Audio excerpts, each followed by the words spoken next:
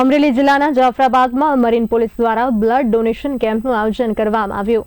સુરક્ષા સેતુ સોસાયટી અંતર્ગત જિલ્લાના તમામ તાલુકા મથકો પર બ્લડ ડોનેશન કેમ્પ યોજાઈ રહ્યા છે અને આજે જાફરાબાદ મરીન પોલીસ સ્ટેશન ખાતે ધારાસભ્ય હીરા સોલંકીના હસ્તે દીપ પ્રાગટ્ય કરીને આ કેમ્પની શરૂઆત થઈ। આ અવસરે વિવિધ સમાજના આગેવાનો, રાજકીય તથા સામાજિક આગેવાનો, વેપારીઓ ઉપરાંત પોલીસ જવાનો અને મહિલા પોલીસ કર્મીઓએ પણ સક્રિય ભાગ લઈ બ્લડ ડોનેટ કર્યું। કેમ્પને સફળ બનાવવા માટે મરીન પોલીસ સ્ટેશનના પીઆઈ ગોહિલ અને સમગ્ર સ્ટાફે ભારે જહેમત ઉઠાવી હતી। પોલીસ સંભારણા દિવસ